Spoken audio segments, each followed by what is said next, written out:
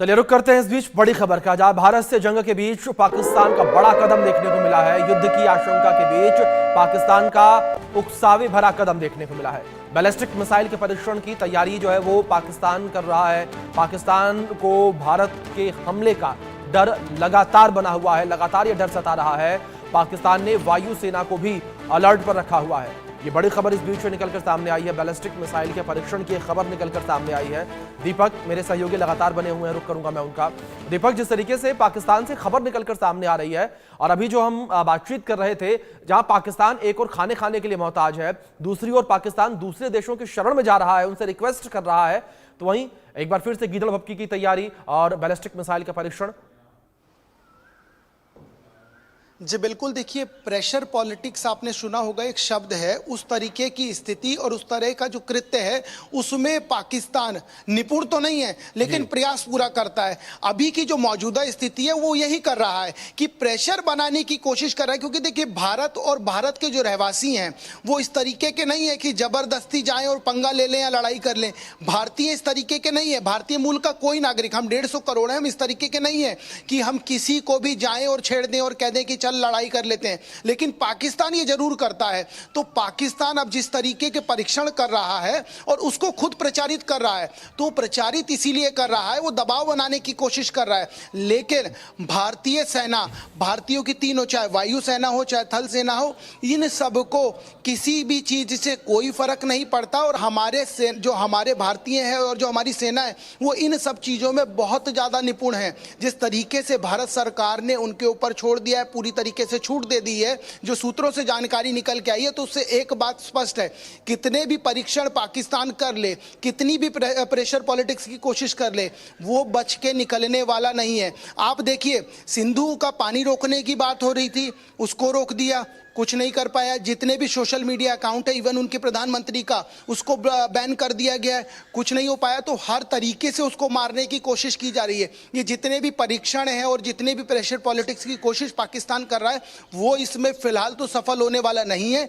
क्योंकि जो मौजूदा स्थिति नजर आ रही है, उस मौजूदा स्थिति में पाकिस्तान जगह जगह जा रहा है, हर दरवाजे वो जा रहा है। भारत किसी दरवाजे नहीं जा रहा है, ना भारत की कोई गलती है, ना भारत किसी दरवाजे जा रहा है। दीपक, भारत की जो आत्मनिर्भरता है वो यहां पर भी नजर आती है। भारत आत्मनिर्भर है, लेकिन पाकिस्तान दूसरे देशों पर निर्भर है, वो साफ तौर पर नजर भी आ रहा है। दीपक, आप बने रहे मेरे साथ। इस बीच एक और बड़ी खबर सामने आ रही है, जहां भारत के एक्शन से पाकिस्तान तिलमिला रहा है। पाकिस्तानी रक्षा मंत्री ने फिर से गीदड़ भपकी दी है, कहा कि भारत ने पानी रोका तो हमला कर देंगे, पानी रोकने पर डैम को उड़ा देंगे, ये कहा गया है पाकिस्तानी रक्षा मंत्री के द्वारा। ये वही रक्षा मंत्री हैं जिन्होंने एक्सेप्ट किया था कि पाकिस्तान के अंदर टेररिज्म है, आतंकवाद पाकिस्तान के अंदर है और पिछले 3 दशक से पाकिस्तान आतंकवाद से ग्रसित है। दीपक का रुख करूंगा मैं। दीपक, पाकिस्तान का डबल फेस यहां देखने को मिल रहा है। एक और पाकिस्तान गिड़गिड़ा रहा है, घुटनों के बल बैठ रहा है दूसरे देशों के आगे, तो वहीं दूसरी ओर वो भारत को आंख दिखाने का प्रयास कर रहा है। और ये प्रयास कर रहा है वो कि हां, हम भी आत्मनिर्भर हैं और भारत से लोहा ले सकते हैं हम। देखिए, कहने और करने में जमीन आसमान का अंतर है। पाकिस्तान के हल्के बयान और पाकिस्तानी जितने हल्के हैं वो समझ आता है। सबसे महत्वपूर्ण बात है, जिसका उदाहरण अभी कुछ देर पहले दिया गया, जहां 800 रुपए किलो आटा मिल रहा हो, जहां पेट्रोल डीजल का पता नहीं है। ये वो मूलभूत जरूरतें हैं कि कहते हैं 2 जून की रोटी नमक के साथ भी खा ली जाती है। तो जहां 2 जून की रोटी का आता पता नहीं है, वो किस तरह की बात कर रहा है और किस तरह की आत्मनिर्भरता बता रहा है।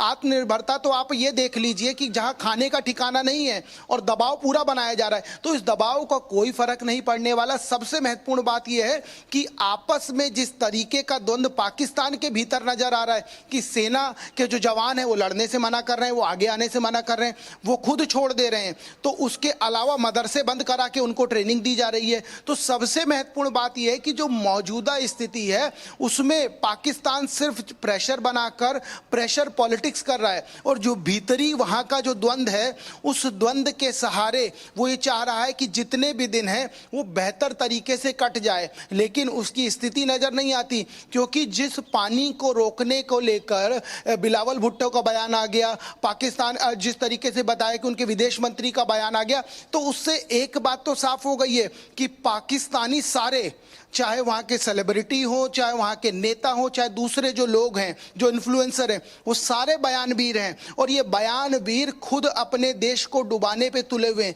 क्योंकि जिस तरीके की स्थिति वहां देखने को मिल रही है, पाकिस्तान के जो सेना जनरल हैं वो अपने परिवार को विदेश भेज देते हैं, खुद उनका आता पता नहीं है। सेना के जो फ्रंट मोर्चे पे लड़ने वाले जो जवान हैं वो सेना को छोड़ रहे हैं, वहां से त्याग पत्र दे रहे हैं। तो इतनी सारी स्थिति विपरीत चलती चली जा रही है। और पाकिस्तानी नेता जितने भी हैं जो बयानवीर बने हैं, वो खुद पाकिस्तान को डुबाने पर यहां तुले हुए हैं। एक बात तो इससे स्पष्ट हो गई है। बिल्कुल बिल्कुल दीपक, ये बड़ी सही बात आपने कही कि लगातार पाकिस्तानी नेता जो हैं वो बयानवीर बने हुए हैं, उनकी वीरता वैसे नजर नहीं आ रही।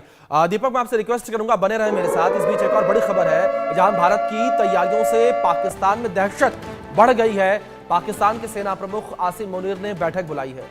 बैठक में भारत को लेकर जो डर है वो साफ नजर आया है। मुनीर और उनके कोर कमांडरों के साथ ये बैठक हुई है और सबके चेहरे लटके हुए थे, सबके चेहरे पर डर जो है वो साफ तौर पर देखने को मिल रहा था।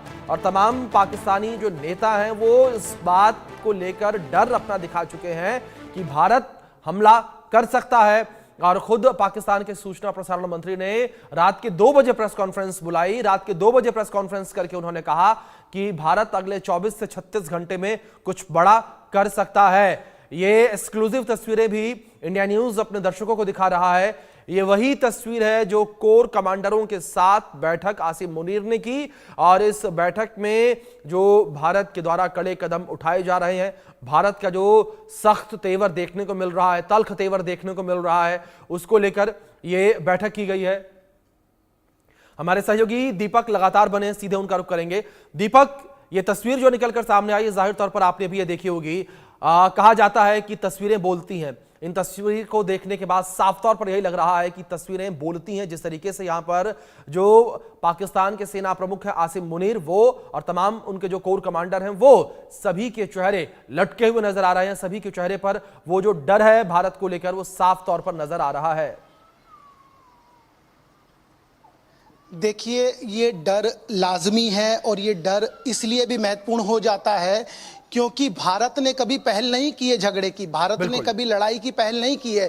लेकिन जिस तरीके से भारत ने पाकिस्तान के साथ युद्ध जितने भी हुए, चाहे 71 का हो, चाहे 65 का, और तमाम सारे और छोटी मोटी जितनी भी हमारे साथ इसकी लड़ाई हुई है, उन सब में हमको जीत मिली है। पाकिस्तान वो क्यों भूल जाता है कि जब 71 में युद्ध होता है तो एक बड़ी सेना की टुकड़ी को सरेंडर कराया गया और उसके बाद एक बांग्लादेश पैदा हो गया, बलूचिस्तान खुद अलग होने की स्थिति में है। तो जब इस तरह की स्थिति बनती है या इस तरह की स्थिति उपजती है तो उससे एक बात साफ हो जाती है कि जान सबको प्यारी है।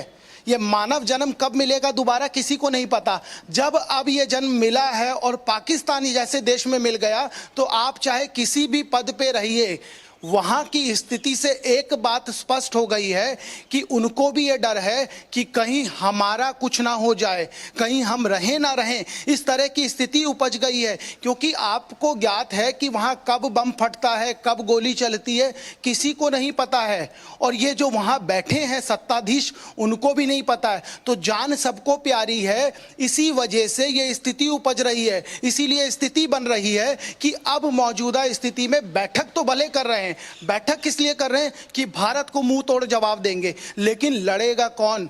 फ्रंट वॉरियर कौन है? फ्रंट वॉरियर तो छोड़ के भाग रहे हैं। जो इनके सेना प्रमुख हैं उनका अता पता ही नहीं लग रहा है। और तो और जो प्रधानमंत्री है वो उलझुल बयान दे रहे हैं, जो इनके विदेश मंत्री हैं वो कुछ भी बोल रहे हैं, नेता प्रतिपक्ष हैं वो कुछ भी बोल रहे हैं। तो आप ये समझ सकते हैं कि जिस तरह की स्थिति उपजी है या जिस तरह की स्थिति बन रही है, उस स्थिति में फिलहाल तो ऐसा नजर नहीं आता है कि किसी प्रकार का कोई ऐसा रास्ता है जो पाकिस्तान सोचे बीच का निकाल ले। पाकिस्तान प्रेशर पॉलिटिक्स खेल रहा है और उस प्रेशर पॉलिटिक्स में वो कोशिश ये कर रहा है कि कहीं ना कहीं दबाव बना लिया जाए, कहीं ना कहीं इस तरह की स्थिति कर ली जाए कि भारत पीछे हट जाए। लेकिन जो मौजूदा भारत है और मौजूदा जो भारत की स्थिति है, उसमें इस तरह की स्थिति और इस तरह की कोई गुंजाइश, कोई जगह नहीं दिखती है।